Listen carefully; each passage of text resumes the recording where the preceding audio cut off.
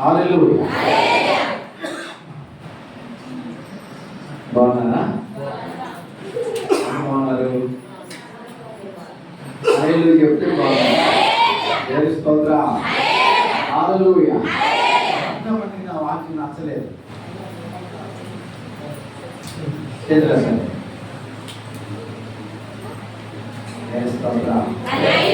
చాలా సంతోషం. అమ్మా ధైర్యంగా చెప్పాలి. అర్థమైనా అలా చెప్పాలి. అర్థమైనా ఏదైనా లోపం ఉంటే నేను సరి చేసుకోవడానికి ప్రయత్నం చేస్తాను. స్తోత్రం. హల్లెలూయా. హల్లెలూయా. ఎందుకంటే మన ప్రజలను సంతోషపెట్టేవారు కాదు, దేవుడిని మాత్రమే సంతోషపెట్టేవారు. స్తోత్రం. హల్లెలూయా. కళ్ళు మూసుకుందాం. 2 నిమిషాలు మనం అడుగుదాం దేవుని దేవా ఈరోజు కూడా నాతో మాట్లాడే ప్రభావం అడుగుదాం. ఓకే, ప్రార్థన చేసుకుందాం. సర్వంగ సుందర సద్గుణ శేఖర యేసయ్యా నిన్ను సీయోనులో చూచెదా పరవశించి పాడుతూ పరవశించి పాడుతూ పరవశించి సర్వంగ సుందర సద్గుణ శేఖర సర్వంగ సుందర సద్గుణ శేఖర సీయోనులో చూచెదా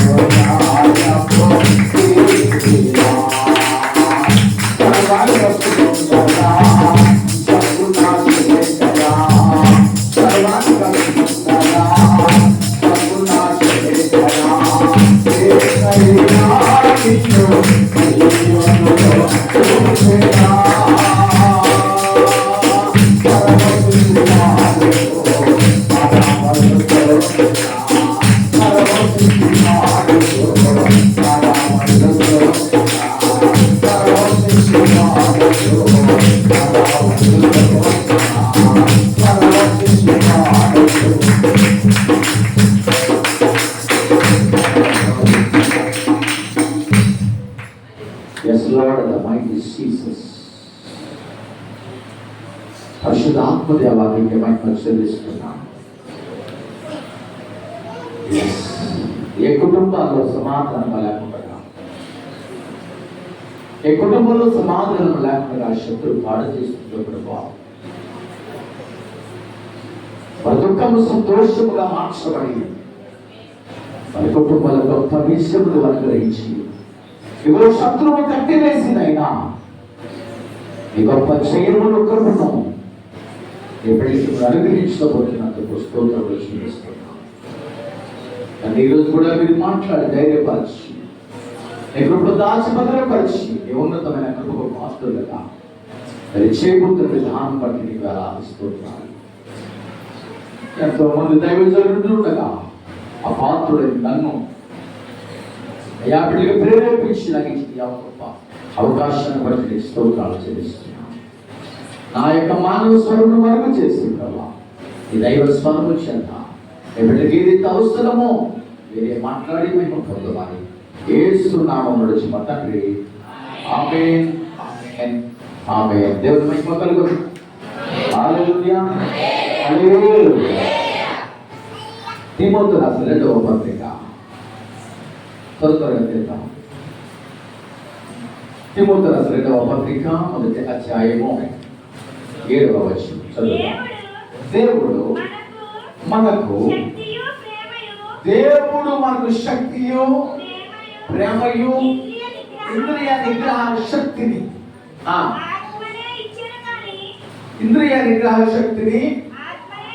ఆత్మయే ఇచ్చిన కానీ పిలికితనం గల ఆత్మని ఇయ్యలేదు. నేను చదువుతాను చూడండి. దేవుడు మనకు శక్తియు ప్రేమయు ఇంద్రియ నిగ్రహముల గల ఆత్మనే ఇచ్చెను కానీ పిలికితనం గల ఆత్మ ఇయ్యలేదు. దేవుని స్తోత్రం. హల్లెలూయా. చదువుకున్న మాటలో ఏమేమనంటే దేవుడు మనకు శక్తినిచ్చాడు, శక్తినిచ్చాడు, ప్రేమనిచ్చాడు, ఇంద్రియ నిగ్రహ శక్తి అంటే ఏంటి చెప్పండి. ఇంద్రియ నిగ్రహ శక్తి ఏంటో తెలిసిన మన అవయవాలన్నీ కూడా ఏమంటాము? వాక్యం చెప్తుంది ఇంద్రియ నిగ్రహ శక్తి అంటే మనము మన కంట్రోల్లో ఉండాలి. దాని ఉదాహరణ చెప్తాను మీకు. పెద్ద తాగిపోతున్నాడు, అడిగినట్టుగా బ్రాండీ ఉంది, ఇసుక ఉంది, రమ్మ ఏదో పేర్లు ఉన్నాయిగా, అవన్నీ ఉన్నాయి. ఇంట్లో పెట్టి వాళ్ళ ఆవిడ దగ్గర పెట్టించారు. ఇప్పుడు తాగకుండా కూడా గొప్పోడా, తాగకుండా గొప్పోడా ఏమండి? అవన్నీ ఉన్నాయి. తాగడానికి అవకాశం ఉంది. సాగకుండా ఉన్నవాడే గొప్పడు. అంతే కదా సార్? అంటే నీవు నీ కంట్రోల్లో ఎప్పుడు ఉండాలి. అర్థమైందా మాట? నీవు నీ కంట్రోల్లో ఎప్పుడు ఉండాలి అంటే అర్థం ఏంటో తెలిసిన, నీకంటూ ఒక స్టాండ్. అదే దేవుడి వాక్యం చెప్తుంది. భయం అనేది 2 రకాలు. ఏంటండి?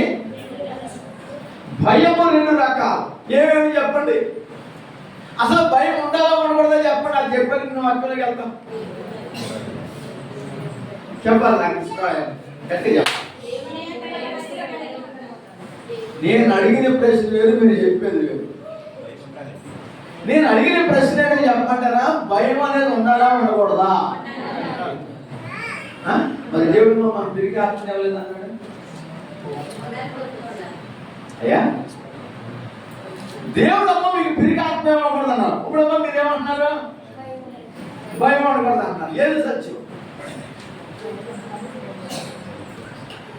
అందుకే చెప్పాను 2 రకాలు. భయము 2 రకాలు. ఏంటి భయము? మొదటి భయం ఏమిటో తెలిసిన, దేవుడిగా భయపడడం ఆధ్యాత్మిక భయం. ఏంటండి? ఆధ్యాత్మిక భయం ఉండాలి. ఈ లోక సంబంధమైన భయము మనకు ఉండకూడదు. ఈ లోక సంబంధమైన భయము మనకు ఉండకూడదు. అర్థమైంది మీకు? మీకు ఇంకా అర్థం కావాలని అనుకుంటే చూడండి, కీర్తన గ్రంథము 19వ అధ్యాయం. కీర్తన గ్రంథము 19వ అధ్యాయము 9వ వచనం మనం చదువుతాం చూడండి.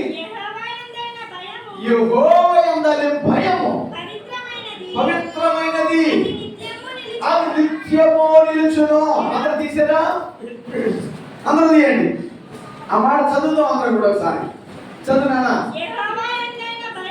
యెహోవా యందలి భయము పవిత్రమైనది, అది నిత్యము నిలుచును. యెహోవా న్యాయ విధులు సత్యమైనవి, అవి కేవలము న్యాయమైనవి. బంగారు కంటేను విస్తారమైన మేలుని బంగారం కంటేను వాడదగినవి. దేవుని స్తోత్రం. ఏంటి యెహోవా యందలి భయము పవిత్రమైనది అంటే ఏంటో తెలిసిన? నేను ఏ విషయాన్ని చేయకూడదు, నేను అబద్ధం ఆడకూడదు, నేను దొంగతనం చేయకూడదు. ఒకవేళ మనం తిరుగుతాడు ఎక్కువ కదా, నేను సరైనంగా చేయట్లేదు, కానీ అమ్మాయిని నేను ఇష్టపడుతున్నా. ఏంటి? ఆ అమ్మాయిని టచ్ అయినాను, ఊరుకోదు, కానీ నాకు ఆ అమ్మాయి అంటే ఇష్టం. అందుకని వైఫైలో కూడతా వెళ్తాను, హచ్చిలా కూడతా వెళ్తాను. నేను ఆ పిల్లలు ఏం చేస్తుందో చూస్తాను, ఏ టైంకి వస్తుందో చూస్తాను. మళ్ళీ స్కూల్ నుండే కాలేజ్ నుండే ఏ టైంకి ఇంటికి వస్తుంది, ఏ డ్రెస్ వేస్తుందో చూస్తాను. ఇంకా తెల్లవారు కూడా ఇది పని అదే. ఇప్పుడు పాపం చేసినట్టే చేయనట్టే సార్ చెప్పను. మరి అమ్మాయిని ముట్టుకోలేదుగా, అమ్మాయితో మాట్లాడలేదుగా, అయినా చెప్పలేదుగా, మరి ఎలాగ సాధ్యం? అది వ్యభిచారం చేస్తే కాదు, ఆ తలము పుట్టడమే, అది పుట్టడమే పాపం. అర్థమైందా? అందుకని అన్నాడు యెహోవా యందలి, అది మగోడికి కాదు, ఆడపిల్ల కూడా ఆపాదిస్తుంది. మొక్కడు ఒకడికే కాదు, అది ఆడపిల్లకి కూడా వర్తిస్తుంది. అంటే ఏమని మీరు అనవచ్చు, ఏమన్నా ప్రేమించడం గొప్ప అని మీరు అనవచ్చు. ప్రేమించడం గొప్ప కాదు, కానీ వాక్యానుసారంగా జీవించడం కూడా. అర్థమైందా? ప్రేమ చాలా రకాలు ఉన్నాయి, ప్రేమ చాలా రకాలు ఉంది, ఒక రకమైనది కాదు. కనుక నీవైనా నేనైనా మనకి దేవుడు శక్తియు బలాన్ని ఇంద్రియ నిగ్రహ శక్తిని అనుగ్రహించాడు, కానీ మనకి పిరికాత్మనివ్వలేదు. ఏమండి? ఇప్పుడు ప్రజలకు ఏంటో తెలిసిన, పిల్లడు పుట్టాడు, పిల్ల పుట్టింది అనుకో, అయ్యో ఈ ఆరోగ్యం బాగుంటుందా బాగోలేదు అని భయం. ఇది అయిపోయినంత పర్లేదు, 10 సంవత్సరాలు వచ్చినాయి, జాయిగా తెలుస్తుంది, చదువుతాడా చదవడాలి. వాడు బాగా చదువుతున్నాడు అని అనుకోబోతుంది, రేపు ఉద్యోగం అవుతుందో లేదో భయం. ఇప్పుడు ఉద్యోగం వచ్చింది ఎలాగా, పెళ్లి చేస్తాం, ఆ పిల్లలు వస్తాడో రాడో భయం. వాడు ఉద్యోగం వచ్చింది, భర్త మంచోడో వచ్చాడో, ట్రాక్టర్ ఎక్కడికి వచ్చేద్దో భయం. ఇక్కడ పెళ్లి లేకపోతే పిల్లలు పడతారో లేదో భయం. లేవా? నేను చెప్పిన ఏమన్నా అబద్ధమా? మరి ఎందుకు ఇవన్నీ భయపడుతున్నాం మనం? ఇవన్నీ భయపడుతున్నామా లేదా మనం? ఎందుకు భయపడాలి మనం? ఎందుకు భయపడుతున్నాం మనం అని అంటే, నీకు పుట్టిన పిల్లలు దేవుడిచ్చిన బహుమానం. అర్థమైందండి? ఎవరిచ్చింది? వాక్యం చెప్తుంది, ఎవరికి ఇచ్చిన న్యాయం అని ఒక తోచనో వారికే ఇచ్చుచున్నాను. అందరికీ పిల్లలు పడతలేదు. మనం అనుకున్నాం పిల్ల పడదా, పాపలు అనుకున్నాం, పాపలు కాదు, వాళ్ళ పుణ్యాత్ములే. జకరియా ఎలిజబెత్ బైబిల్లో మనం చూసినప్పుడు వారు నిరపరాధులుగా నడుచుకోవచ్చు, ఏవో ఆజ్ఞలు చెప్పడం నడుచుకున్నారు, కానీ పిల్లలే వాళ్ళకి. నువ్వేమనుకుంటావు తెలిసిన? ఎక్కువ మంది పిల్లలు ఉంటారంట, పుణ్యాత్మురాలట. తక్కువ మంది ఉంటే ఆవిడ దేంట్లోకి కూడా కళ్ళెవరు. ఆ ఊరికి ఆ పేదలకు ఎంతో ఒక ఆవిడ ఉంటుంది, మేడం. ఈ మేడం రెడీ తిప్పుతుందండి ఊరంతా. అర్థమైందా? ఎవడో తెలిసినాడో భక్తిహీనుడు. ఎవరో భక్తిహీనులు. ఒక రోజు ఒక కార్యక్రమాన్ని నన్ను పిలిచారు సార్. పెళ్లి కొడుకు చెయ్య, పెళ్లి కొడుకు ఎలా చేస్తారు మీ భాస్కర్?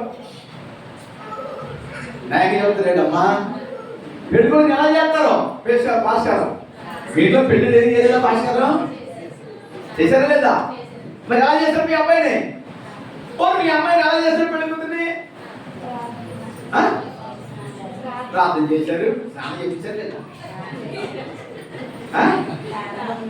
ముందర పిల్లలు బాబో స్నానం చేయించి మంచి శుభ్రమైన మంచి బట్టలు వేసుకొచ్చి అందరిని పిలిచి ముందర దైవసేవకుడు అభిషేకించి ఆ తర్వాత మీరు అందరూ ప్రార్థన చేయమని అప్పుడు స్వీట్ హాట్ ఏదో పెట్టారు. ఇలాగే చేశారు, ప్రార్థన చేశారా? మరి నన్ను పిలిచి ముందర రోహితుడు వాకలుగా చేయమంటారు ప్రార్థన. దేనికి ఏ రోహితుడు వాకలకి ఎందుకు చేయమంటున్నారు? వాళ్ళ అక్కలు ఊళ్ళోనంట ముందర ఆ రోహితుడు వాకలుగా ప్రార్థన చేసి అప్పుడు బస్సు కొడతారట. అందుకని ఆ అక్క వచ్చి ఏం చెప్తుంది? ఆ రెండోది పెళ్లి చేస్తావా? నేను చేస్తానన్నా. ఎందుకంటే బాబు అక్కడ మీరు అలాగే నాకు బాధపడుతున్నాను. మీ అక్క బాధపడుతుంది అనుకుంటే దేవుడు బాధపడతాడు. మీ అక్క బాధపడుతుందని నేనేం మాట్లాడలేదు అనుకో, దేవుడు బాధపడతాడు. వాక్యానికి విరుద్ధంగా నేను జీవిస్తాను, అక్కడ గడుపుకొని అంటాను. తెలిసినా ఒకటే చెప్పాను, ఇది వాక్యానికి విరుద్ధం. మా పాస్టర్ ఎవరో చెప్పలేదు, పాస్టర్ చెప్పలేదు, డబ్బులు మాత్రం చెప్పలేదు. ఇక్కడ నీ దగ్గర ఇచ్చే కాలు కోసం నీకు చెప్పదా? అందుకని తెల్లవారు జీవితం చచ్చిపోవాలి అనుకుని అంటాడు. వాక్య ప్రకారంగా జీవించు, వాక్యుల ప్రతి ఆశీర్వాదమా నువ్వు పొందుతావు. నేను అంటాను, ఎప్పుడైనా దావీదు తన కొడుకును భయపడ్డా? ఎప్పుడైనా అబ్రహాము తన కొడుకు భవిష్యత్తు ఎలా ఉండదో భయపడ్డా? ఎక్కడైనా లేఖనంలో ఒక మాట ఉందా? మరి మనం ఎందుకు భయపడుతున్నాం?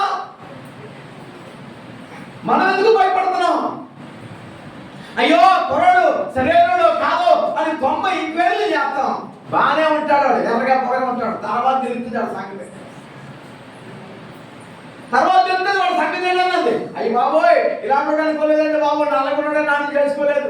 ఎవరినే ముందు వచ్చిన సంబంధం ఆడైతే చాలా చక్కగా చూసుకున్నాడు. మొక్కలు చూసి అందాలు చూసి కుటుంబాలు కట్టబడవు. వాక్యం చెప్తుంది అబ్రహాము గొప్పతనవంతుడు. అబ్రహాము గొప్పతనవంతుడు. మేకలు వేయిపోయి పిల్లలు చేసుకున్నాడు. అనే కదా రే మాట్లాడరా అని కంట్రోల్ చేయడమ్మా. కనుక నీవైనా నేనైనా మన బిడ్డల కోసం భవిష్యత్తు మనకి ఎందుకు తెలియట్లా? ఇగో పెళ్లి చేయడానికి పిల్లలు పుడతారా లేదా భయం, అది పుట్టిన దానికి ఉంటారా లేదా భయం. ఇలాగా అది చచ్చిపోయే వరకు కూడా మనకే భయం భయం భయం. కానీ వాక్యం చెప్తుంది మనకి పిరికాత్మనివ్వలేదు దేవుడు. పిరికాత్మనివ్వలేదు దేవుడు. నేనంటాను, నీ కూతురు కోసం కానీ నీ కొడుకు కోసం కానీ వాడి యొక్క భవిష్యత్తు ఎప్పుడైనా నీకు తెలిసిందా? చెప్పండి. ఎప్పుడైనా నీ కూతురు భవిష్యత్తు కానీ నీ కొడుకు భవిష్యత్తు కానీ నీకు తెలిసిందా? దేవుడు చెప్తాడా చెప్పడా? చెప్పాలా? స్పీడ్గా చెప్పాలి. చెప్తాడా చెప్పడా? మరి చెప్పినప్పుడు ఎందుకు అడగలేదు?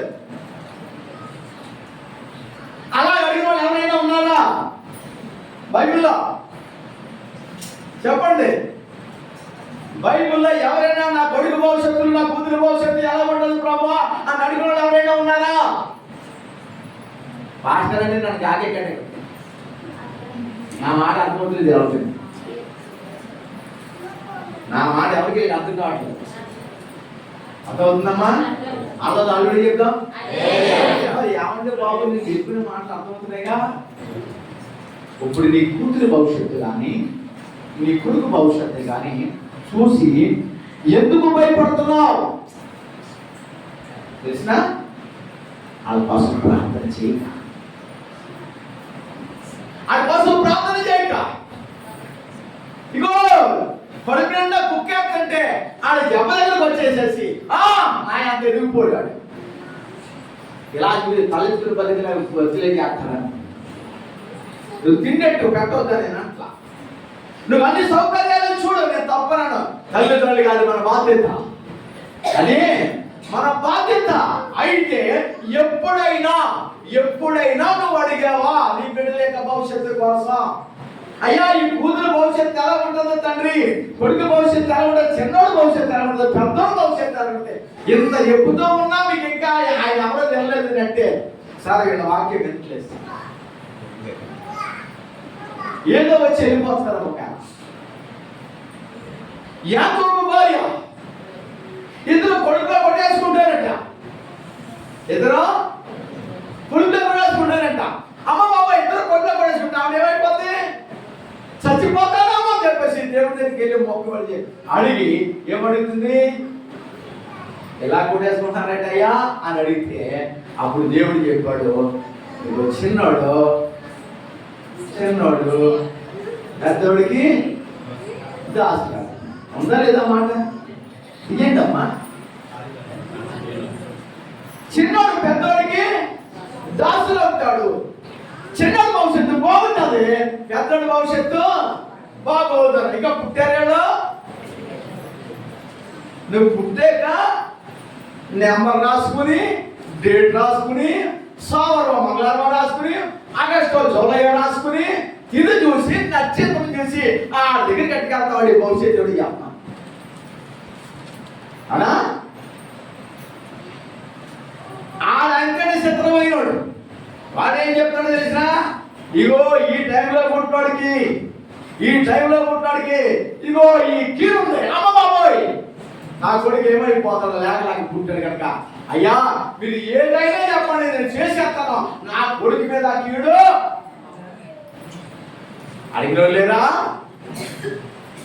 చెప్పండి. భవిష్యత్తు ఎప్పుడు తెలుస్తుంది? పుట్టక ముందుగానే దేవుడు భవిష్యత్తు చెప్పడే లేదమ్మా. మరి అలాంటప్పుడు ఇంకా పుట్టక ముందుగానే కొంతమంది కంటే ఆడపిల్లలు పుట్టకూడదంట. ఎవరికి పుట్టాడు? ఆడపిల్లగా పుట్టిందంటే వదిలేస్తాను నిన్ను. మరి ఈ అయ్యారు ఎవరు పుట్టాడు? ఆడపిల్లగా తల్లికేగా అంటే అమ్మకి పుట్టచ్చు కానీ ఈడికి మాత్రం ఆడపిల్లలు అలాంటి వదిలేడు. అలాగే ఎవడనంటే వదిలే. దేవుడి వాక్యం చెప్తుంది ఎవరికి ఇచ్చిన న్యాయమని. ఆడపిల్లైనా మగపిల్లైనా సమానమే. ఆడపిల్లైనా నన్ను అడిగితే ఈ రోజుల్లో ఇప్పుడున్న పరిస్థితులు బట్టి మాకు ఆడపిల్ల పెట్టడం అప్పుడు వాళ్ళం కనీసం తండ్రి తల్లిని మధ్య గేట్ వస్తారు. ఇలా కొడుకులు వాడలు వచ్చుకుని పోతున్నారు. ఆడికి వస్తున్నాడు ఈడికి వస్తున్నాడు నాడు, ఆ దగ్గర ఉన్నాడు ఈడి దగ్గర ఉన్నాడు నాడు. బాబు ఎక్కడుండే ఆవిడ ఎందుకు గల కారణం అని అంటే వాడి భవిష్యత్తు తెలియక అందుకే భయపడుతున్నావు నువ్వు. అందుకనే దాని చచ్చిపోతూ దావిదు చచ్చిపోతూ ఏమన్నాడు తెలిసిన, ఒరే మనకి ఎంత కొడుక అంత ఆస్తుంది మనకి అని చెప్పలా. ఇగో ఈ అప్పులున్నాయని మనకి చెప్పలా. ఇగో ఎంత ప్రాపర్టీ ఉందని చెప్పలా. ఏం చెప్పాడు తెలిసిన, దేవుని ముందు పెట్టుకో. మొదటి రాజు కాదు, రెండవ వచ్చేలా మొదటి దేవుని ముందెట్టుకో. ఆయన ముందెట్టుకుంటే ప్రతి విషయంలో నువ్వు సక్సెస్ అవుతావు. ఏమవుతా? నువ్వు సక్సెస్ అవుతావు. చదవండి, దావీదు మన కాలం సమీపించినప్పుడు అతడు తన కుమారుడైన సొలొమోను పిలిచి లోకరంలో పోయే మార్గంలో పోవచ్చున్నాను. నీవు ధైర్యం తెచ్చుకుని నీ దేవుడిని కలిగి ఆయన ఆయన మార్గములను దేవుని అనుసరించి స్తోత్రం. చిన్నోడు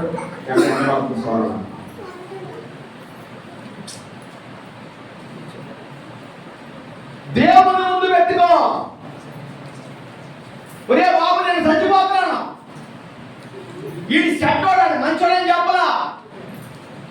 సర్వజ్ఞానం కలిగిన దేవుణ్ణి నువ్వు ముందు పెట్టుకుంటే ఎవడెలాంటోడు నీకు తెలిసిపోదు. ఎవడెలాంటోడు నీకు తెలిసిపోతే కనుక నేను ఎలాగైతే దేవుని ముందు పెట్టుకుని గొర్రెలు కాస్తున్న స్థితి నుండి మహారాజా స్థితికి నేను ఎలాగైతే వచ్చానో నీవు కూడా దేవుని అలా ముందు పెట్టుకోగలిగితే నీ జీవితం కూడా సక్సెస్. అప్పుడు బయట వస్తుందా మనకి? అప్పుడు బయట వస్తుందా మనకి? మన కొడుకు భవిష్యత్తు మనకు తెలుస్తుందా? తెలుస్తుంది. నీ కూతురి భవిష్యత్తు తెలుస్తుందా? తెలుస్తుంది. ఖచ్చితంగా నేను పుట్టిన వెంటనే ప్రభువుని అడిగాను, అయ్యా నాకు ప్రథమ ఫలం ఇచ్చాం తండ్రి, వీడి పట్ల నీ ఉద్దేశం ఏంటి ప్రభా అని అడిగితే, ఇదిగో వాడి నా సేవకుడు. దేవుని స్తోత్రం. హల్లెలూయా, హల్లెలూయా. నేను ఒకటే చెప్పా, వాడికి ఇప్పుడు కూడా ఒకటే చెప్పా, నువ్వు ఎంత ఉద్యోగం చేసినా, ఎంత చదువుకుని ఎంఎస్సి ఫిషరీస్ చేశాడు, ఎంఎస్సి ఫిషరీస్ చేశాడు, ఈవేళ నెలకి 60,000 రూపాయలు జీతం తెచ్చుకున్నాడు. ఆయన నాకు సంతోషం. ఎంత చేసినా అది నాకేమక్కర్లా, అది నాకు అక్కర్లా. ఎప్పుడైతే దేవుడు మన సేవకు పిలిచినా అని అంటాడో అప్పుడే నాకు సంతోషం. దేవుని స్తోత్రం. హల్లెలూయా. ఆ ఉద్యోగం చేస్తే నాకు లాభం, కానీ దేవుడికి లాభం ఏముంది చెప్పండి? వాడు ఉద్యోగం చేస్తే నాకే లాభం, దేవుడికి లాభం ఏముంది? కానీ ఈరోజు కూడా అది ఉద్యోగం చేస్తూ కూడా సేవ చేస్తారు. దేవుని స్తోత్రం. హల్లెలూయా. ఈరోజు నాకన్నా ప్రతిరోజు వాడబడుతున్నాడు. రాత్రి 9 నుండి 10 గంటల ప్రతిరోజు ఆన్లైన్ చేస్తే బాకీ ఎందుకు మన గర్వంగా చెప్పుకోగలుగుతుందో తెలిసినా, నీ బిడ్డల భవిష్యత్తు నీకు తెలియకే వాడు ఏమైపోతాడు? ఇగో ఆడుతో తిరిగినాడు ఏమైపోతాడు? ఇగో ఈడుతో తిరిగినాడు ఏమైపోతాడు? ఏమంటే ఆడు చెప్తండి మా ఓడి పాడైపోలేండి. ఎవడు చెప్తేంటి? ఆడి భవిష్యత్తు నీకు తెలిస్తే, ఆడి భవిష్యత్తు నీకు తెలిస్తే ఈ స్వరం నీకు వస్తుందా? రాదు. భయపడు వలన మనుషులు ఏమవుతుంది అన్నాడు బైబిల్లో?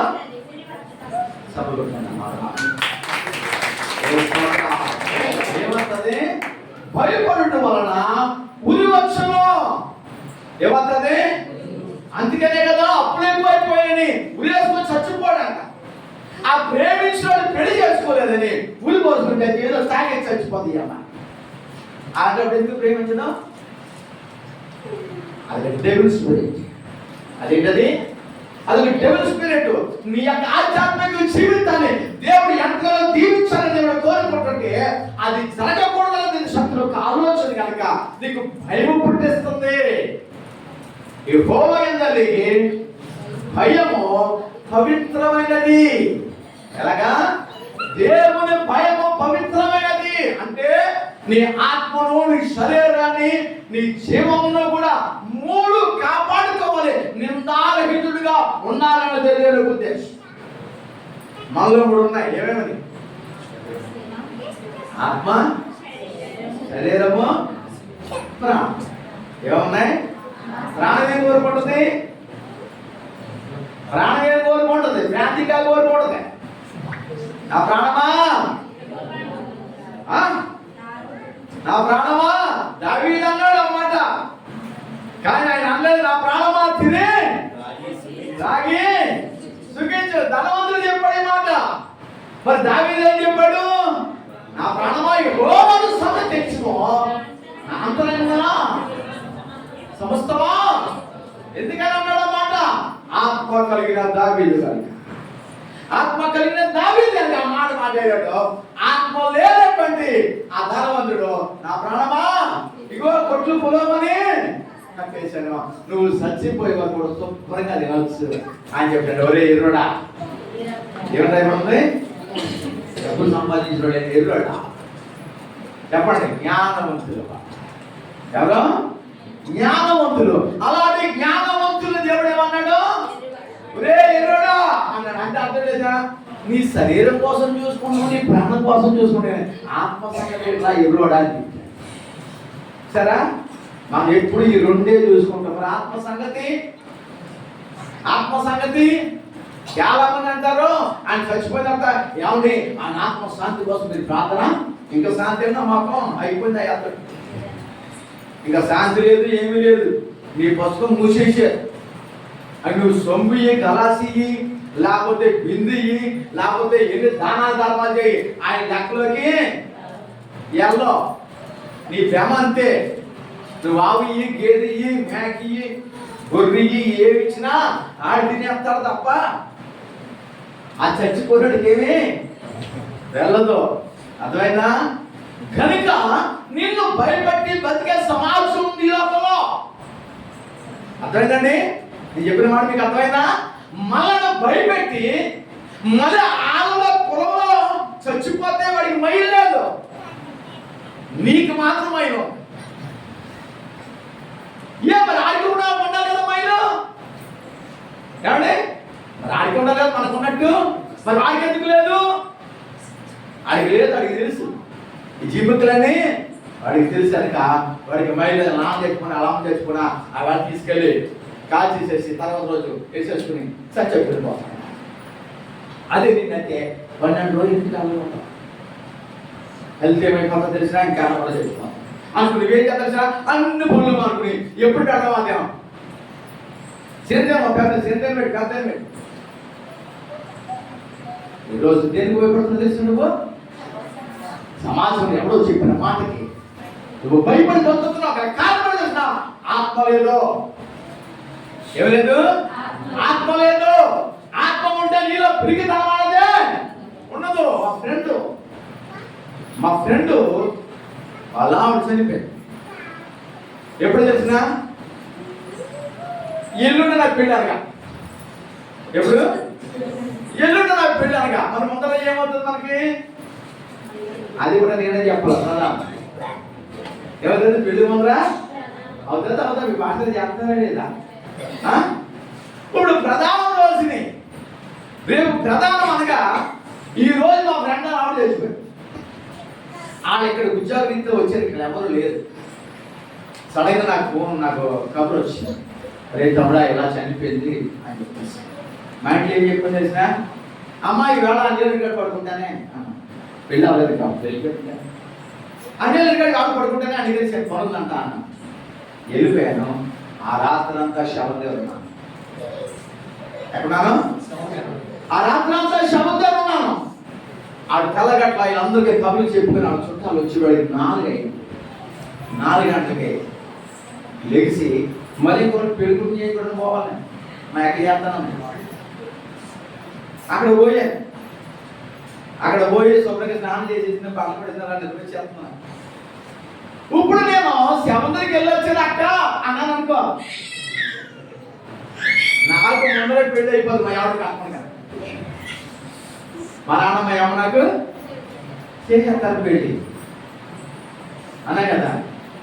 మరి అలాంటి నేను ఇంకా బ్రతుకున్నాను అంటే ఇగో పొలిమేర దాటకూడదని చెప్తున్నా కదా. ఇగో పెళ్లి ఎక్కడ పొలిమేర దాటకూడదని చెప్తున్నా కదా. ఎక్కడ ధర్మశాస్త్రం, ఎక్కడ ఆత్మ, ఎందులో పిరికితాను నీకు అని అంటే నీకు ఆత్మ లేదు, నువ్వు అభిషేకించబడలేదు. అందుకనే మీరు ఎక్కడికి పొలిమేర దాటకుండా ఎదురు చుట్లు చూసుకో,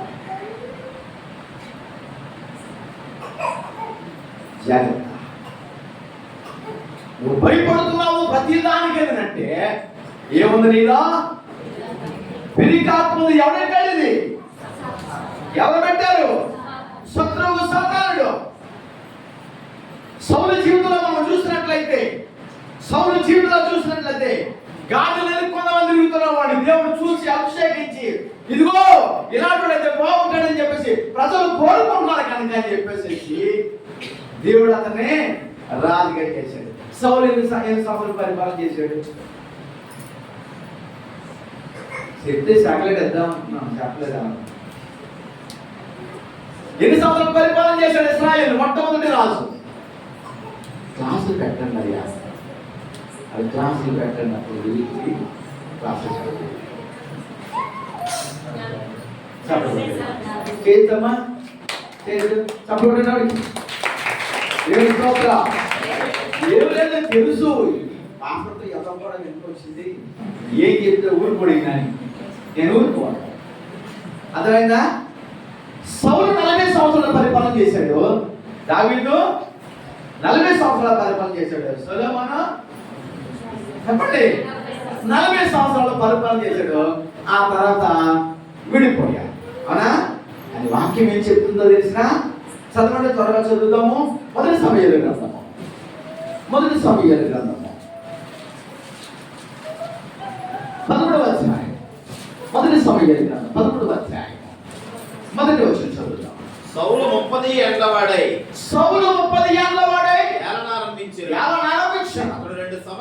అతడు 2 సంవత్సరములు ఇశ్రాయేలీయులను ఏలెను. మరి ఏమని రాయబడింది? మీరు చెప్పింది అబద్ధమా, నేను చెప్పింది అబద్ధమా?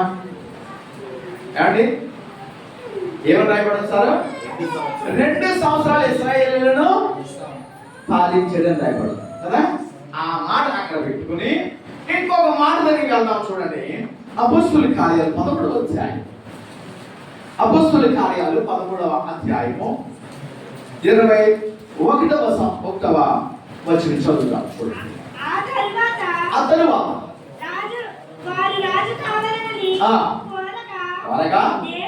దేవుడు బెన్యామీను గోత్రికుడైనటువంటి కీషు కుమారుడైన సౌలును ఏంటంటే 40 సంవత్సరాలు దేవుడు రాజ్యాన్ని అతనికి ఇచ్చాడు. మరి ఇక్కడ ఏమని రాశారు? అలాగే ఎందుకు రాశారు? ఈ 2 మాటలు రాయించింది పరిశుద్ధాత్మ దేవుడే అన్నప్పుడు అబద్ధం చెప్పకూడదు కాండి. మరి ఏది కరెక్ట్ చెప్పండి? ఇప్పుడు 2 సంవత్సరాలు కరెక్టా, 40 సంవత్సరాలు కరెక్టా? చెయ్యొద్దండి. 2 సంవత్సరాలు చెయ్యొద్దండి, 40 సంవత్సరాలు చెయ్యొద్దండి. ఊరుకోనయ్యా, ఎత్తరండి, ఊరుకోరు. దాన్ని ఎవరైనా పక్కకి ఎప్పుడు తీసుకురాస్తే చెప్తారండి. అర్థమైందా? ఇంకెప్పుడు నాటకానే తీసుకురావాల్సింది బాబు తినేస్తాడు. 40 సంవత్సరాలు దేవుడు తనకు కృపనిచ్చి పరిపాలన చేయమంటే 2 సంవత్సరాలు దేవుడి మాట విన్నాడు. ఇది 2 సంవత్సరాలే దేవుడి మాట విన్నాడు. కనుక ఎన్ని కొన్ని ఇంకేమున్నాయి? 38 సంవత్సరాలు దేవుడి మాట వినలేదు. దానికి నచ్చినట్లు చేసుకుంటాడు. అంటే 38 సంవత్సరాలు ఓర్చుకున్నాడు దేవుడు. 38 సంవత్సరాలు ఓర్చుకున్నాడు దేవుడు. ఎందుకో తెలిసిన? ఆత్మ కలిగిన వాడే, అభిషేకించబడిన వాడే, అగ్ని కిందకి దింపిన వాడే, చేతబడి చిలకలన్నీ తరివేసిన వాడే. కానీ 2 సంవత్సరాల్లో నాకు ఆటోమేటిక్గా ఏమొచ్చేసిందని అంటే నేను రాజుని, నా తర్వాత నా కొడుకే ఉండాలి తప్ప ఇంకెవడో ఉండకూడదు. రాజు ఏం చేయాలండి? మా ముఖ్యమంత్రి గారు ఏం చేయాలా? రాజ్య పరిపాలన చేయాలి. మంత్రులు అతను కాగాలి, ఏ సేవకుడు ఎలా చేస్తాడు అనేది చూసుకోవాలి. కానీ ఈ 38 సంవత్సరాలు ఏం చేస్తాడో తెలిసినా? తెల్లవారు దావీదు ఎక్కడ దొరుకుతాడా? ఇదిగో నా కుమారుడా, వాడిని చంపేసే వరకు కూడా మన రాజ్యం స్థిరమా ఉండదు. కనుక నువ్వు మొత్తం అనుదినము సౌలు దావీదును తరుగుతూ ఉన్నాను, దేవుడు అతని చేతికి అతన్ని అప్పగించలేదు అన్నాడు. కనుక ఇగో విసపు చూపు వచ్చేసిందట. నేను నా కొడుకులు నా కుటుంబం తప్ప ఇంకెవరో కొంతమందికి ఉంటది. ఆడి కొడుకే బాగోవాలి, ఆడి కూతురే బాగోవాలి. కొంతమంది ఆడవాళ్ళకి ఉంటది, ఆడ కూతురే అందంగా ఉండాలి, పక్కల కూతురు అందంగా ఉండకూడదు. ఆడికి ఉద్యోగాలు రాకూడదు, వీళ్ళకే ఉద్యోగాలు రావాలి. ఎవరాత్మది? ఎవరాత్మ? సౌలాత్మ. ఎవరాత్మ? సౌలాత్మ. సౌలాత్మ ఇంకా రకలేడు చెప్పంటారా? ఏది ఉంటే తీసుకెళ్తాడు. తాగేసి వచ్చో తందనాడు మాట నమ్మతే ఏం చేస్తాడు? మా ఫ్రెండ్ ఇంటికి వెళ్ళేవాడిని, ఎలబదికి టీవీ ఇలా తిరగేసి ఉంటుంది. ఆవిడ పెద్ద టీవీలు కదండి, ఇదేంటి టీవీ మనం చూసేలా పెట్టుకుంటారు కానీ ఇలా పెట్టేదేంటనియా అని అడిగితే బయట చెప్తాను. ఎవరు మా ఫ్రెండ్ ఏంటి జరిగింది, ఇంట్లో లేదు, గొడవ అయింది. అలాంటి ఈ స్పిరిట్ తెలిసిన ఏదంటే అది గెలిచేస్తాడు, ఏదంటే అది గెలిచేస్తాడు. మరి టీవీ గెలిచేస్తా, టీవీ పోతాడు ఏం చేసి దాన్ని అలాగా సౌలాత్మ ఎన్నోసార్లు దావీదుని ఈడుతో పొడిచి సంపెద్దమని తిరిగాడు. ఏం చేయాలి నువ్వు? రాజ్య పరిపాలన చేయాలి. రాజ్య పరిపాలన చేయవలసి వాడు రాజ్య పరిపాలన పక్కన పెట్టి ఆ నెలలో చంపేయాలి, ఆ నెలకు నాశనం చేసేయాలి. వాళ్ళ కుటుంబం అనేది కూడా కనపడకూడదు. ఈ పేటలో 50 హీరో నేనే, నాకు ఎదురుగా ఎవడో నిలబడకూడదు. అలా ఏదన్నా ఉన్నదంటే ఆయన అని చేయాలి, ఏదో విధంగా తొక్కేయాలి. ఎవరు స్పిరిట్ తెలిసిన దయ్యపు ఆత్మ. మరి దేవుని ఆత్మ ఏమైంది? అవును, నేను అందుకే నేను చెప్పొచ్చాను, అమ్మా ఎవరి మీద పాపం పెట్టుకోవాలి, ఎవరి మీద పగ పెట్టుకోవాలి, ఎవరి మీద ద్వేషం పెట్టుకోవద్దు, ఒకే సంఘానికి వచ్చి మాట్లాడుకోకుండా ఉండదు దయచేసి అని ఎందుకు చెప్పని తెలిసిన? ఇగో ఈ స్పిరిట్ మనలో దూరిపోతే మనకు వచ్చేది ఏడు తెలిసిన దేవుని అభిషేకం కాదు, దేవుని అభిషేకం కాదు. ఇగో ఈ దురాత్మ అభిషేకం మనలోకి వచ్చేసేసి అందరూ సెట్టోళ్ళ కింద కనపడ. ఏమైంది తన జీవితంలో అని చూసినట్లయితే 1 సమూయేలు 28వ అధ్యాయం 5వ వచనం చదువుదాం. సౌలు చూచి మనస్సునందు భయకంపము నుండి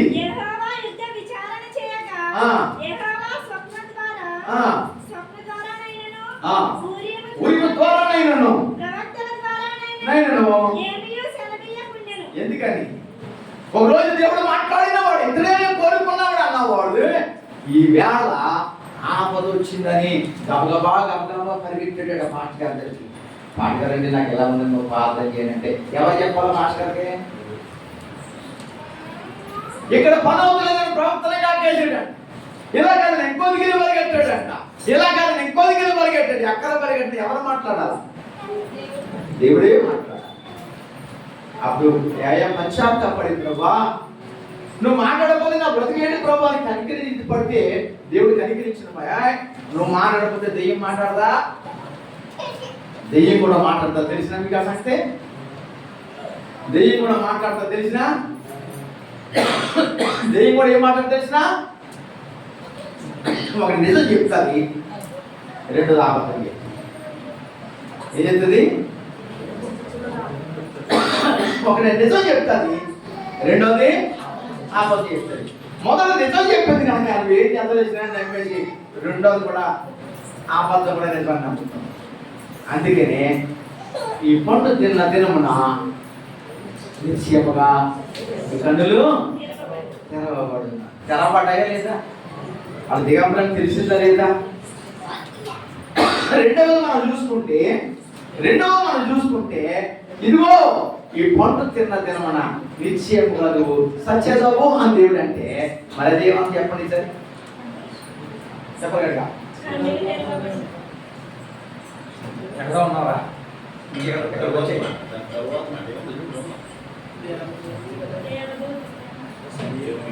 ఇదిగో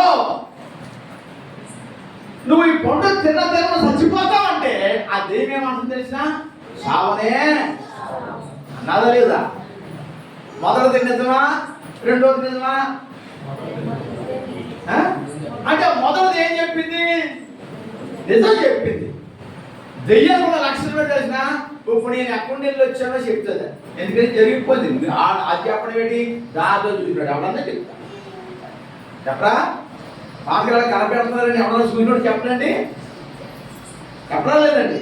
చెప్తారు 10 రోజులు పోయి చెప్తానని చెప్తారు. మాట్లాడండి మీరు అలా వెళ్ళిపోతున్నారని నేను చూసాను, ప్రార్థించాను కానండి మీరు రెస్పాండ్ అవ్వలేదు. నాకు తెలిసిందా లేదా? కానీ ఇగో నిశ్చయముగా నువ్వు బ్రతుకుతావు అంటే. కానీ దేవుడు ఏమన్నాడు?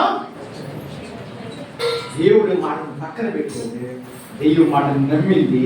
ఏమైపోయి వాళ్ళు తెలిసిన సుఖ జీవితాన్ని పోగొట్టుకున్నారు. ఏం పోగొట్టుకున్నారు?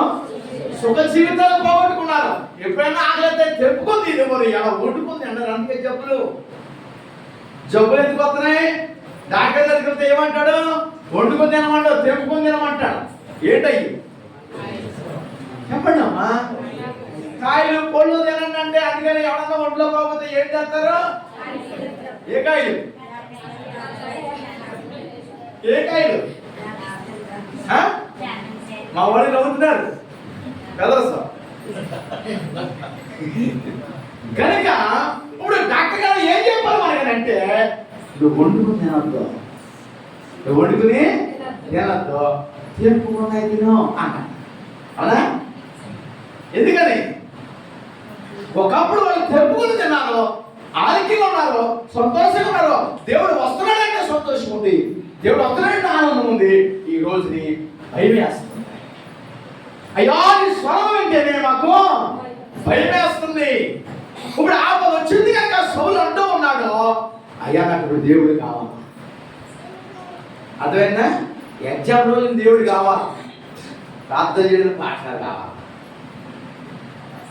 అదే ముందు నువ్వు ప్రార్థన చేస్తాను, నువ్వు పాస్ అవుతుంది దేవుడు చెప్పడం. మరి అప్పుడు చెప్తారా? అప్పుడు చేయరు. ఎగ్జామ్కి ముందర మాకు తెగ ఏడు చేసి ఎలాగైనా పాస్ అయిపోవాలి, దానికంటే ఎక్కువ రావాలి. ఆపద వచ్చినప్పుడు నువ్వు కానీ దేవుడి దగ్గరికి వెళ్తాడు, నీ మాట వినడంట. రెండవ సమయం క్షమించాడు, సామెతలు 2వ అధ్యాయం 1వ అధ్యాయం మనం చదివితే మాటలు ఏమో రాయబడో తెలిసిన, నువ్వు ఆపద ఉన్నప్పుడు వచ్చి మొదలుపెడితే నిన్న పెద్దను. ఏమండి మనకి ఎప్పుడైనా అవసరం వచ్చిన అక్క అని పరిగెడుతున్నాం అనుకో, మన ఇద్దరికి డబ్బుగా చూసి ప్రేమ చూసి మనకి ఇస్తుంది. మళ్ళీ అప్పుడుతో మనం మాట్లాడుతుంది, మళ్ళీ మనకి డబ్బులు అవసరం అక్క అన్నాం అనుకో, దీనికి డబ్బులు అవసరమా అని మనసులో అనుకుని ఉండి కూడా ఏమంటది ఖచ్చితంగా. మరి మనిషి ఎలాగంటే దేవుడికి మనసు లేదా? ఏమండి దేవుడికి మనసు లేదా? ఎందుకు భయపడుతున్నాం? అందుకనే భయపడి ఏం చేస్తాడో తెలిసిన, భయపడి ఏం చేస్తాడో తెలిసిన, ఇగో ఈ సున్నతులని ఫిలిష్తీయులు కానీ చెప్పేస్తే అలా భయం ఎందుకు వస్తుందో తెలిసిన, సామెతల గ్రంథం 10వ అధ్యాయం, సామెతల గ్రంథం 10వ అధ్యాయం 24వ వచనం చదువుదాం. చూడండి, భక్తిహీనుడు దేనికి భయపడి భయపడినో అదే వారి మీదకి.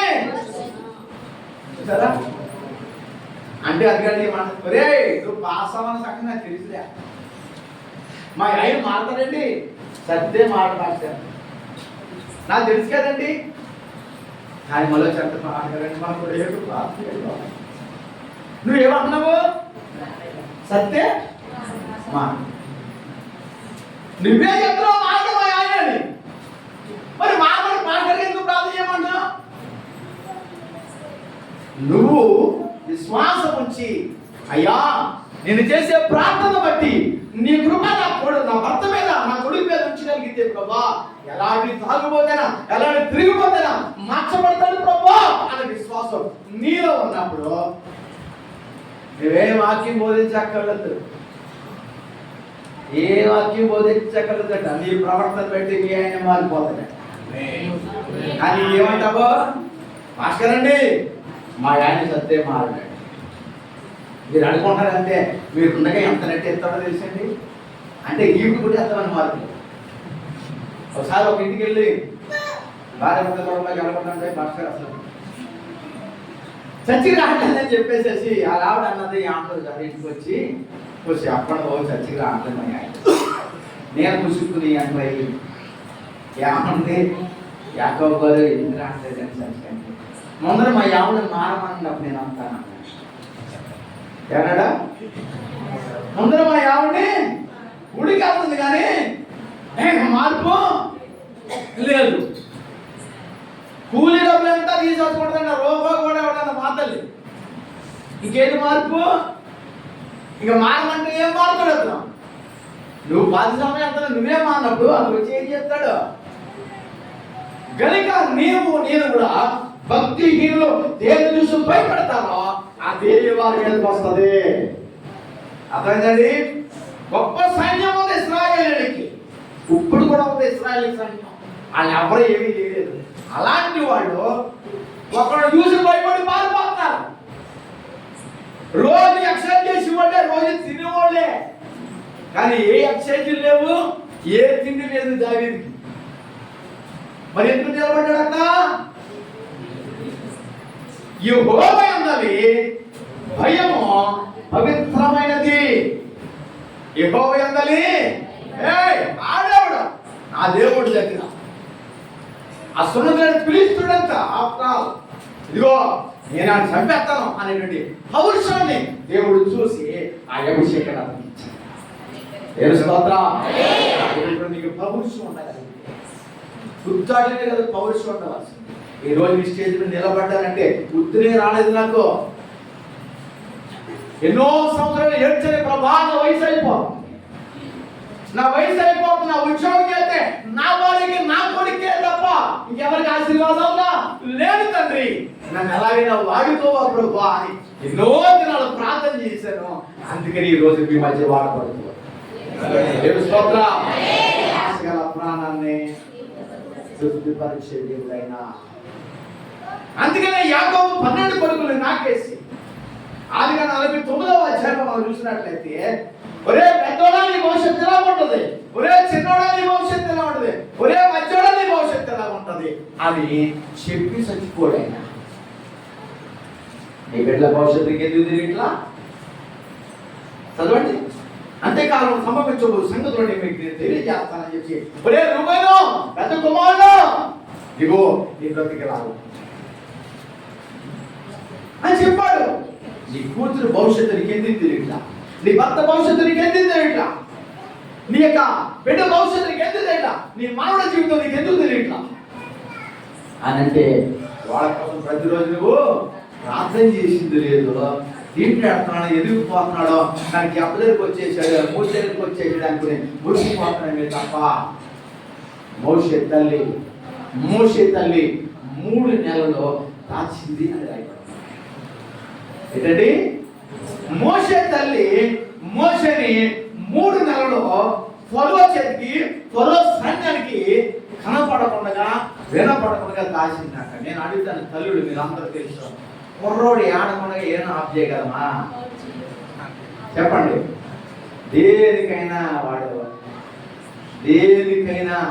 ఆశ పోసినా ఏడుస్తాడు, మోసరికి వెళ్ళినా ఏడుస్తాడు, ఆకలి వేసినా ఏడుస్తాడు, ఆ అమ్మ కనపడకపోయినా ఏడుస్తాడు, పక్క తడిపేసుకొని ఏడుస్తాడు, సేమ్ పుట్టినా ఏడుస్తాడు. దేనికైనా వాడు ఇంటిమేషన్ ఇచ్చేదేంటి? ఏడుపే. మరి ఏడుపు ఫరో సైన్యానికి తెలిస్తే ఏం చేస్తారు? మోషని ఎలా దాయగలరా చెప్పండి? ఈ పక్కల కూరని తీసుకెళ్ళి చెప్పేశారు, ఆ పక్కలకి ఎలా ఉంటది? నీళ్ళు కొనలు తీసిపోయి ఉంటుందా? ఓ మాటలు ఉంటది. కానీ దేవుడు ఆ స్వరాన్ని, ఆ పరిస్థితిని వినపడకుండా దాచేటంటే అర్థం ఏంటో తెలిసిన? ఏడుచి ఎవరికి తెలియకపోవడం కాదు, ఆ ఏడుపు స్వరమే ఎవరికి వినపడకుండా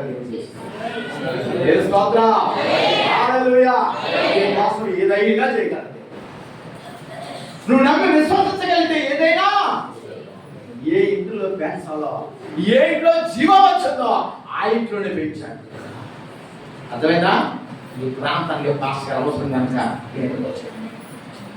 నేను అప్పుడే బట్టి తెలిసిన, నేను కాక ఎవరు వచ్చినా ఇక్కడ పని చేయరు. ఎందుకో తెలిసిన? దేవుడు ఈ స్థలం అయి ఉన్నాడు. దేవుని స్తోత్రం. హల్లెలూయా. కనుక మోషేని శత్రువుకు అంకకుండా ఆ తల్లి దాచిందంటే అర్థం చేసిన, ప్రతిరోజు చేసి ప్రార్థన చేసి, శత్రువుని చెప్పమంటారా? ఒరే అందుకే చెప్తుంది అమ్మ, మరి ఈవిడెవరు? అలా కొడుకు ఇబ్బంది. మరి నువ్వెవరు చెప్పండి? ఒరే గాడిలో అంది. మరి ఈవిడెవరు? నేనంటే మీ కోపంతో చెప్పబడుతున్నాడు. కానీ శాపించొద్దు మీరు, తల్లిదండ్రులుగా మీరు ఆశీర్వాదం ఇవ్వాలి. కానీ శాపం అనేది, అందుకే వాక్యం ఏం చెప్పింది తెలిసిన, నీ బిడ్డ మాట వ్యాపించుకుంటా. ఒక తల్లి అక్కలు అంటించారు. మళ్ళీ ఎంతకాలం బిడ్డ అక్కడ ఒకసారి అంత దింపేస్తాం. వాక్యం వల్ల చెప్పదా, వాక్యం వల్ల చెప్తా. వ్యక్తము వాడు ఎవరాడో, వ్యక్తము వాడు చావకూడదని కోరుకో. నచ్చితారు ఎత్తుకు తెచ్చుకోవడం, నచ్చకపోతే న్యాయ తెచ్చుకుంటారు. మా ఈరోజు నీ వాక్యం చెప్తున్న మాట తీర్పు చేసినా అది ఏమైపోతాడని భయం. వాక్యం చెప్తుంది మనకి ఇంద్రియ నిగ్రహ శక్తినే తప్ప మనకి త్రికాత్మనైనా ఇవ్వలేదు. త్రికాత్మనం. అందుకనే సౌలు ఏం చేశాడంటే ఆ ఫిలిష్తీయుల చేతిలో పడి చచ్చిపోయేదానికన్నా, ఫిలిష్తీయుల చేతిలో పడి చచ్చిపోయేదానికన్నా నాకు నేను పొడుచుకుని చచ్చిపోతే, నాకు నేను పొడుచుకుని ఉంటుంది, లేకపోతే రికార్డులో మళ్ళీ ఫిలిష్తీయుల చేతిలో చచ్చిపోవడం ఉంటుంది అని చెప్పి అనుకుని ఎవరూ చంపలేదు, దానికి తానే పొడుచుకుని చచ్చిపోయాడు. అందుకని వాక్యం చెప్పింది, కత్తి పట్టుకున్నవాడు కత్తితో నశిస్తాడు. ఏంటండి? కత్తి పట్టుకున్నవాడు కత్తితో నశిస్తాడు. కనుక నీవైనా నేనైనా మనకి త్రికాత్మను ఇవ్వలేదు. బిడ్డకి పెళ్లి ఎలా చేయాలో రూపాయి లేదు అని అనుకోవద్దు. దేవా నువ్వు ఘనంగా చేస్తున్నావు, వందనా. ఎవరు ప్రార్థన చేయాలా? నువ్వు ఘనంగా చేస్తున్నావు ప్రభు, నీకు వందనాలు అని ప్రార్థన. అలా ప్రార్థన చేస్తే విశ్వాస సహితమైన ప్రార్థన బలమగలదై, బలమగా ఉంటుంది. ఆ బలవంతుడైన దేవుడు నీ జీవితంలోనికి గొప్ప కార్యాలను చేస్తాడు. దేవుడు చెప్పిన మాట ప్రకారంగా మనం చేయాలి. కానీ నీ సొంత నిర్ణయాలు తీసుకున్నావా, నీ సొంత ప్రణాళిక తీసుకున్నావా, ఖచ్చితంగా నీకు భయం, నీకు భయం వేస్తుంది. మా అబ్బాయి 10th క్లాస్ చదువుతున్నప్పుడు ప్రార్థన చేస్తున్నాను. ప్రార్థన చేస్తుంటే 10th క్లాస్ ఎగ్జామ్స్లో మా అబ్బాయి ఒక అమ్మాయి వల్ల డిస్టర్బ్ అవుతున్నాడని వచ్చింది. ప్రార్థనలో ఏమొచ్చిందండి? ఒక అమ్మాయి వల్ల డిస్టర్బ్ అవుతున్నాడని మాకు ప్రార్థనలో వచ్చింది. నాకు వెంటనే డౌట్ వచ్చింది, మా ఆవిడకి నాకు డౌట్ వచ్చింది. ఇదేరా బాబు, ఏంటి ఇలాగ అమ్మాయితో డిస్టర్బ్ అవుతున్నాడని వస్తుంది ఏంటి? వెంటనే మా ఊడు అక్క రాజమండ్రిలో విజ్ఞానంలో చదువుతుండే, విజ్ఞాన కారణం స్కూల్ ఉంది కదా గుంటూరు రోజు, దాంట్లో చదువుతున్నాడు. వెంటనే ఫోన్ చేసి మేము అడిగిన ప్రశ్న చేసిన, ఒక అమ్మాయి వల్ల నువ్వు డిస్టర్బ్ అవుతున్నాను వచ్చింది, ఏడు సంగతి అని అడిగితే వాడు చెప్పిన మాట్లాడి చేసిన, నాన్న అది వాస్తవమే, అది వాస్తవమే. ఏంటో తెలిసిన, ఎగ్జామ్స్ లో వీడు పక్కన ఒక అమ్మాయిని వేసి ఆ అమ్మాయి అట్లా స్కూల్ ప్రిన్సిపాల్ గారు తాలూకు అట్ట అమ్మాయి వీడు రాసిందా పిల్లకి చూపించాలా, వీడెక్కడ రాస్తాడు, దానికి ఎక్కడ చూపిస్తాడు, దాన్ని చూపించలో చేతులు రాసుకునేటప్పుడు ఈడేం రాస్తాడు, ఏడురా ఈ తలపోటు అని చెప్పేసి వీడు బాధపడుతూ ఉన్నాడు. అప్పుడు చెప్పాడు మాట, ఇది నాన్న జరుగుతున్నాడంటే నువ్వు ప్రార్థన చెయ్యి, దాని పరిపూర్ణ దేవుడు విడుదల చేస్తాడు. రెండోది, మా అబ్బాయి లెక్కలు వేలైపోతున్నాడు వచ్చింది. ఏంది? 10th క్లాసు లెక్కలు వేలైపోతున్నాడు వచ్చింది. వెంటనే ఫోన్ చేసి, నాన్న నువ్వు లెక్కలు వేలైపోతున్నాడు వస్తున్నావు, ఇంకా ఎగ్జామ్స్ అవ్వలా, ఇంకా ఎగ్జామ్స్ అవ్వలేదు. అప్పుడు అడిగాను మాట, నాన్న నువ్వు లెక్కలు ఫెయిల్ అయిపోతున్నాడు వస్తుందిరా అంటే, నాకు లెక్కలు రావు నాన్న అన్నాడు. నాకు లెక్కలు రావు నాన్న అన్నాడు. అప్పుడు నేనేమన్నానంటే, నువ్వు ఎవరి దాంట్లో చూడద్దు, నువ్వు ఫెయిల్ అయిపోయిన అంతలో నేను నిన్నేమి అనను. నువ్వు ప్రార్థన చేసుకో, ప్రభా జ్ఞానం మీద అడగను, ఆ శక్తిని అనుగ్రహించు ప్రభా. నువ్వు అడుగు దేవుణ్ణి, ఖచ్చితంగా యెహోవాయే జ్ఞానం ఇచ్చుకోడు, నువ్వు భయపడవద్దు అన్న. దేవుని స్తోత్రం. హల్లెలూయా. ఒకటి ఎగ్జామ్స్ అయిపోయి రిజల్ట్ వచ్చింది, లెక్కలో 10/10 వచ్చింది. దేవుని స్తోత్రం. హల్లెలూయా. అలాగంటే నేను ఊరుకుంటానా? నేను ఊరుకోను కదా అసలు. అరే ఎవరి దాంట్లో రాశావు అన్నాడు. నువ్వు ఎవరి దాంట్లో చూసి రాసేవని అడిగాడు. నేను అన్నాడు, నేను ఎవరి దాంట్లో చూసి రాయలేదు నాన్న. ఆ రోజు రాత్రి నేను ప్రార్థన చేసుకున్నప్పుడు ఏవేవి దేవుడు చదవమనకు ఆ మనసులో ఆ యొక్క ఆలోచన ఇచ్చాడో అవే నాకు పడ్డాయి, అవే నేను రాశాను అన్నాడు. దేవుని స్తోత్రం. హల్లెలూయా. మన దేవుడు ఏదైనా చేయగలడు, మన దేవుడు ఏదైనా చేయగలడు. కనుక నువ్వు భయపడద్దు. అది మనం ఏమంటా తెలిసిన ఎవరికి ఆడంటే ఇదంటే చూసి నా వాక్యాన్ని భయపడ, వాక్యంలో ప్రతి ఆశీర్వాదము. అలాంటి వాడు ఇవాళ ఎంఎస్సి పూర్తి చేశాడు. ఫస్ట్ క్లాస్లో పాస్ అయిపోయాడు. ఎంఎస్సి ఆంధ్ర యూనివర్సిటీలో సీట్ రావడం. ఎందుకు ఈ మాటలు చెప్తున్నాను తెలిసిన?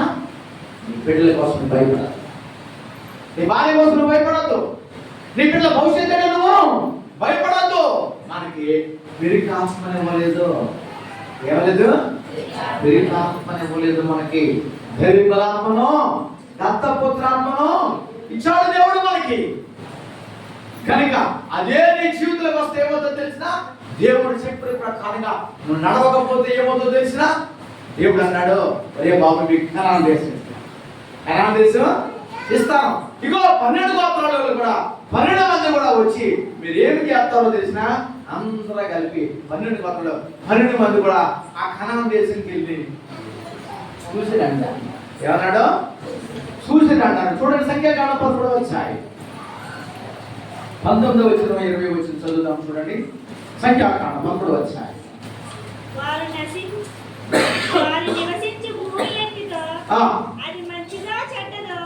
జాగ్రత్తగా వినండమ్మా. అది మంచిదో చెడ్డదో? పట్టణము ఎట్టివో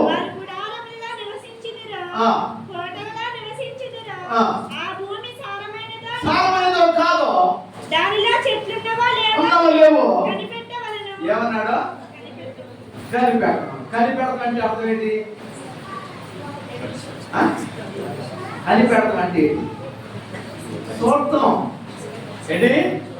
కనిపెట్టడం అంటే ఎవరో మన అమ్మ వస్తుందంటే ఏం చేస్తాం? ఫోన్లు వచ్చాయి, ఇంట్లో రావట్లేదు. మరి మన అమ్మ వస్తుందంటే ఏం చేసుకోవడం? రోడ్డు మీద 10 సార్లు చూడడం లేదా? టెలిఫోన్ లేనప్పుడు మా అమ్మ వస్తుందని అనుకుంటే పొద్దున్నే 3 సార్లు 6 సార్లు రోడ్డు మీదకి వచ్చి అదేమే అమ్మలాగా వస్తుంది, మా అమ్మ వస్తానన్నా. మరి అత్తగారు వస్తుందంటే చూడడం. అత్తగారు వస్తారంటే ఆ రాణి వచ్చే కొండిదాన్ని అనుకోండి. ఇంకా ఇక్కడ బయట మా మామగారు అంటాడు ఒకసారి, అమ్మ నేను వస్తున్నాను అంటాడు. వాళ్ళ అమ్మ ఏం 3-4 కోర్లు ఉంటుంది, ఎలా రాడు. ఎప్పుడైతే రానాడో ఆ వేళ రక్తమంది దిగిపోతాడు. నెత్తిలో కొట్టుకుంటుంది ఒకసారి. ఎందుకని? కనీసం వచ్చాడు, ఫోన్ చేస్తాడు, వండేస్తాడు. కానీ అది ఆ ఫోన్ కూడా చేయడు. సరే, కనుక దేవుడు ఏమనంటే మీరు యుద్ధం చేయొద్దు, మీరు యుద్ధం చేయొద్దు, మీరు స్వాధీనపరచుకోవద్దు, మీరు అంతా కయ్యవద్దు, ఏమనదు. జస్ట్ చూసి రండి. చూసి రావడం ఎందుకు పోయి? చూసి రమ్మంటే ఎలా ఉంటారు తెలిసిన? లేదు లేదు లేదు, వాళ్ళు చాలా బలవంతులు, వాళ్ళు చాలా బలవంతులు, చాలా శక్తివంతులు. దాన్ని మేము స్వాధీనపరచుకోలేం. ఆ చివరికి వచ్చి చూస్తే దాంట్లో 12 మంది వెళ్ళారు. 10 మంది ఏం చెప్పారంటే అసలు వాళ్ళమేమో టచ్ చేయలేము, వాళ్ళు ఎలా దొరుకుంటావో మనం ఇలాగా తీపిరిగా తినేస్తారు. వాళ్ళు ఈయన యుద్ధవాడమన్నాడా? ఏమండి, గొడవడమన్నాడా? పోనీ కనిపెట్టమన్నాడు.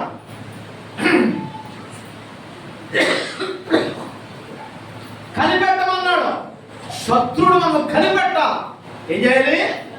శత్రు యొక్క కుతంత్రాలు మనం కనిపెట్టాలి, శత్రు యొక్క ఆలోచన కనిపెట్టాలి, శత్రు యొక్క బలమును మనం కనిపెట్టాలి, శత్రు యొక్క బలహీనతను కలిపెట్టాలా. అప్పుడు ఏమి చేయగలదు? నువ్వు ఊరకే నిలిచినట్టే యుద్ధం ఆయనే చేస్తాడు. యుద్ధము ఆయనే చేస్తాడు. కానీ అది మనసులో తిరుగుతుంది. వాళ్ళ బలంగా ఉన్నారో మేము బలంగా లేము, వాళ్ళ బలంగా ఉన్నారో మేము బలంగా లేము అని చెప్పేసి అక్కడ రాయబడిన వారి చెడ్డ సమాచారం చెప్పేవారు రాయబడుతుంది. 10 మంది ఒకే మాట మాట్లాడుతుంటే 10 మందిని నమ్ముతారు, అందులోనే ఇతరులే నమ్ముతారండి. చెప్పండి, 10 మంది మాటే నమ్ముతారు, ఇతర మాట చట్టాల ప్రకారంగా నమ్మడం కదా. కానీ వాక్యం ఏం చేసినా ఎవరి మధ్య మేము వెళ్ళమని అనుకున్నారు, వెళ్ళలేదు.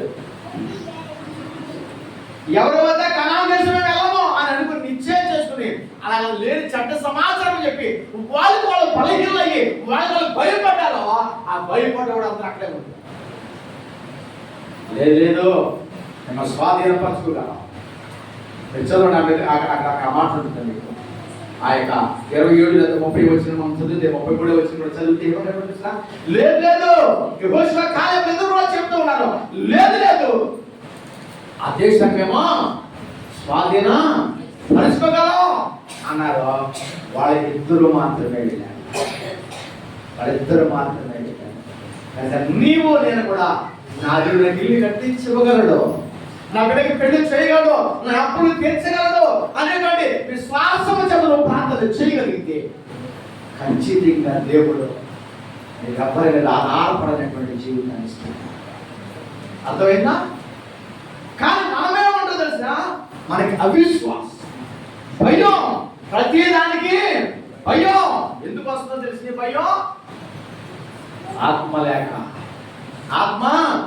లేక ఆయనతో సహవాసం లేక. రోజు మనకి ఈస్టర్ పండుగ, మనకి 2 పండుగలు ఉంటాయి. ఏమేమి? ఈస్టర్, క్రిస్మస్ కదా.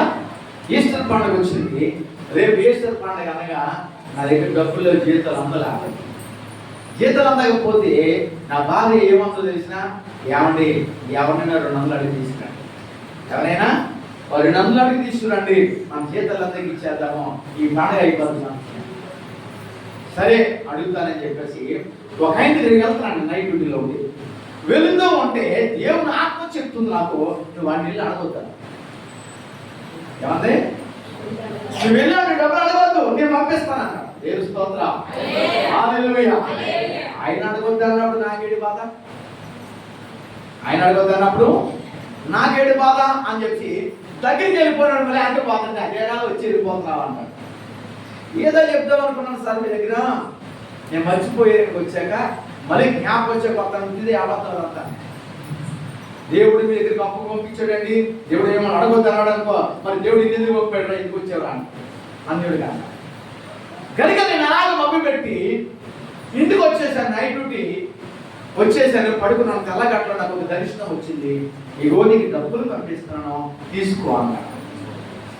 దేవుని స్తోత్రం. పొద్దున నా భార్య లేచి ఏమన్నా డబ్బులు అడిగి తెచ్చారా అని అడిగింది. అమ్మాయి డబ్బులు అడిగితే అర్థం వెళ్ళాను. కానీ దేవుడు ఏం చెప్పాడంటే, వాళ్ళ దగ్గర నువ్వు అడగొద్దు, ఇగో నేను పంపిస్తున్నానని దేవుడు చెప్పాడు. మరి డబ్బులు ఎవరి ద్వారా వస్తాయో తెలియదు, కానీ డబ్బులు మాత్రం వస్తాయి. దేవుని స్తోత్రం, హల్లెలూయా. మధ్యాహ్నం 11 అయింది. మేము వంట వండేసుకున్నాము, అన్ని రెడీ చేసుకున్నాము. మా మాస్టర్ వచ్చింది. మా ఇంటికి ఏ దైవ సేవకులు వచ్చినా మేము భోజనం చేసి వెళ్ళండి అని చెప్తాం. ఆ గెజ్జి వండుకొని, సారు వండుకొని, వండుకొని, కానీ ఖచ్చితంగా అయ్యా మీరు భోజనం చేసి వెళ్ళండి అని మాత్రమే ఖచ్చితంగా చెప్తాం. అయితే మా మాస్టర్ వచ్చిన తర్వాత, అన్న మీరు భోజనం చేయండి అని అంటే, లేదురా నేను 11 గంటలకే టిఫిన్ చేశాను, ఇప్పుడే చేశాను, కనుక బాబాని చూసి వెళ్దామని చెప్పేసి నేను వచ్చాను అన్నాడు. సరే అన్నా తిని ప్రార్థన చేసి వెళ్ళండి అని చెప్పేసానంటే, ఆయన ప్రార్థన చేసి ఒక జత బట్టలు 250 రూపాయలు నా చేతిలో పెట్టాను. అంతా ఒక జత బట్టలు మా అబ్బాయికి, మా చిన్నోడు కనుక ఒక జత బట్టలు 250 రూపాయలు నా చేతిలో పెడితే నాకేమని చెప్పాడు దేవుడు? రాత్ర డబ్బులు పంపిస్తున్నాను, తీసుకో. నాకు అప్పటికే కళ్ళ నీళ్ళు వచ్చేస్తున్నాయి, కారిపోతున్నాయి. అలాగా నేను అంటాను, అన్న నాకు డబ్బులు వద్దు, డబ్బులు ఉన్నాయి, కాకపోతే బాబుడు బట్టలు తీసుకుంటాను, కాకపోతే బాబుడు బట్టలు తీసుకుంటాను, కానీ డబ్బులు నా దగ్గర ఉన్నాయి, నాకు వద్దు డబ్బులు అని ఆయన చాలా బలవంతం చేస్తాను.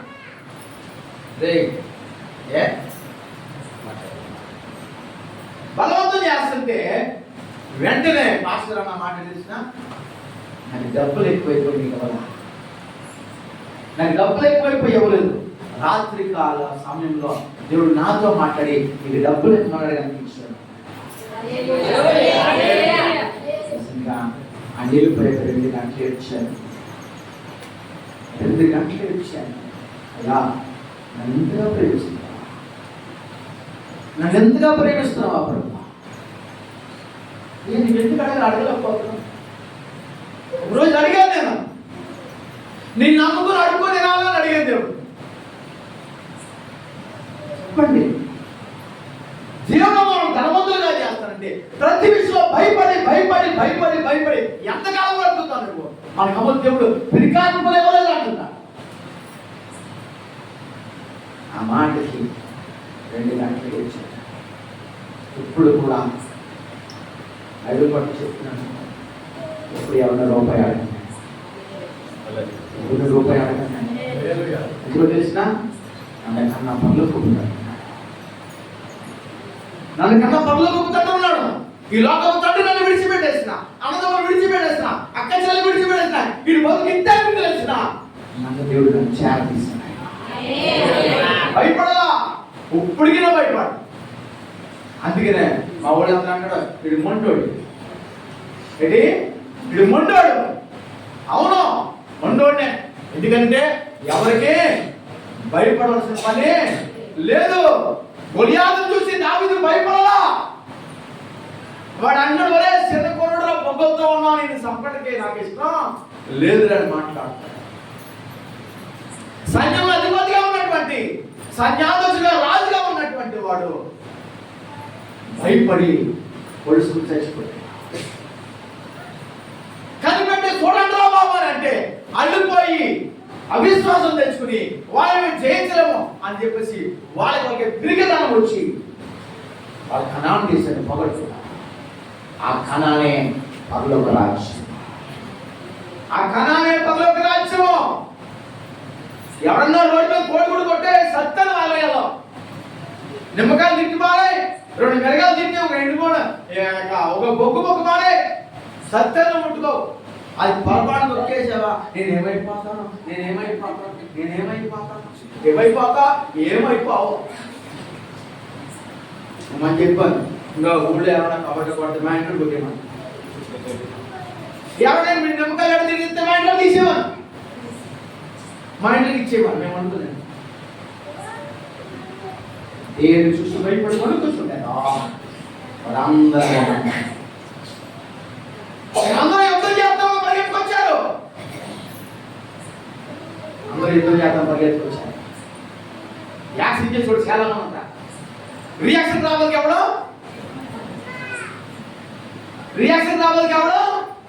ఉండడు. అందుకే ముందు చెప్పాడు, ఎంత కూడా ఎందుకురా బాబు, ఎవడు భయపడతాడో అది మొన్నంటే 3000 మందిలో 300 మంది దిగారు. ఎంతమంది వారికి తెలుసా? మరి అందరూ ఎందుకు వచ్చినట్టు? యాక్షన్ చేసి కూడా చాలా మంది అంటారు. మీ ఆయన కొట్టినప్పుడు రారా, కొంత అవుతాడు, సీరియస్తారా, నరికేస్తారా అంటాడు, రమ్మని ఇలా అంటాడు. మళ్ళీ మనోడు వస్తే ఎవరో కనపడతారు. మనుషులకు సమావేశం అంటే నాకు ఎత్తు వచ్చింది, నాకు కూడా ఎత్తు వచ్చింది పర్వాలేదు. కానీ ఏదైనా నువ్వు ఒక్కడమే ఎదుర్కోవాలి, ఏ పరిస్థితుల్లో ఒక్కడమే ఎదుర్కోలేదు. నాయకుడు అనేవాడు ఎప్పుడు కూడా ఎనకలు ఎవరో చూసి ఇది పడ్డో అతనే దేవుడితో నాయకుడిగా ఉంటాడు. అందుకనే మోషే ఏ ఫరో చూసి భయపడ్డాడో అదే పొందుకు వచ్చి నిలబడి మా దేవుడు పంపాడు. ఎలా వచ్చిన ధైర్యం అని అంటే ఆత్మవిషయం.